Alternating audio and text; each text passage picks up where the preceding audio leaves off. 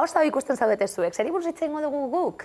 Hau sorpresa bat da, urpekariei buruz. Bai, urpekariei buruz. Nora gu ez, lelau perlak biltzen dauzen emakume batzuk? Bai, Japonia eta Koreako kostaldeetara goaz, lehenago.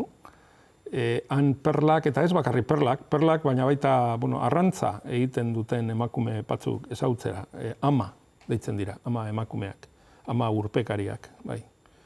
Baina ere, oinarritik hasi behar gara, ugaztunak zer gertatzen da gure birikiekin? Oxigeno hartu dezakegu lurrazalin, bai urrazpizen ez? Halan da, eta uste dut honen esperientzia denok dugula, ez? Alde batera uste baldin baditugu itxas ugaztunak, edo uretako ugaztunak badaudelako batzuk urgezetakoak, baina gehienak urgazitakoak dira, itxastarrak dira, zetazeoak eta fozidoak, itxas txakurrak, baleak, isurdeak eta bar. Ugaztunentzat urperatzea arazo bat da. Ez da erresa. Zergatik ezin dugulako arnazik hartu ura azpian, hori mundu guztia daki. Ura ezin da sartu biriketan sartzen baldin bada, ezin dugu oxigen horik hartu hortik.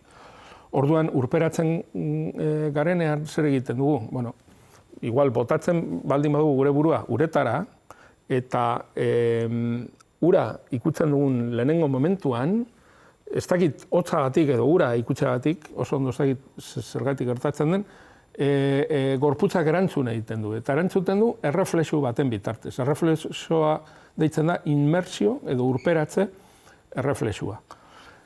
Zertan datza? Bueno, igual gauzak komplikatuago dira, baina nik hiru osagai aipatuko ditut. Lehena da bradikardia deitzen dena. Bradikardia zer da? Bihotzaren taupada taupadaren erritmoa beheratzen dela. Bihotzak astiroago ponpatzen du odola.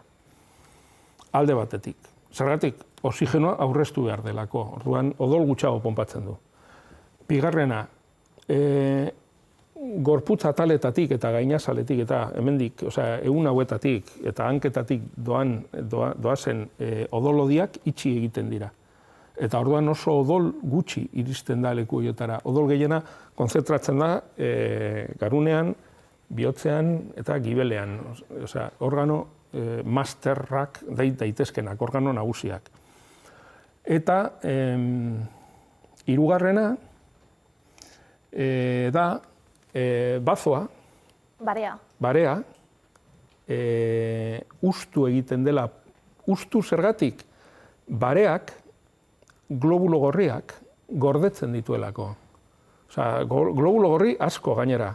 Hau da, animali batzui buruz genekiena, hau da, itxas txakurrek ahalmen hori bazutela hori bagenekien, aspalditik genekien, gero zetazeoek ere hori egiten dutela hori ere bagenekien, baina hori jakin izan dugu gizakioi ere gertatzen zaigula, hain zuzen ere ama arrantzale emakume hauekin.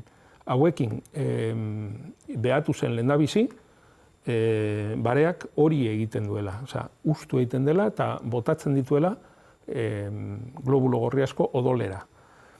Zergatik, globulo gorri horiek oxigeno asko daukatelako, eta orduan horrek azkenean oxigeno ekarpena handitzen duelako, eta horrela oxigeno gehiago daukagulako erabili ahal izateko. Emakume hauek, sekulako balentriak egiten dituzte, sartzen dira apnean, arnazik hartu gabe, hartzen dute arnasa sartu baino lehenago, botatzen dute euren burua eta urperatzen dira, ez dakit, metro asko. Eta hor dabiltza, ostrak hartzen, batez ostra perliferoak, hor da perlen bila doaz,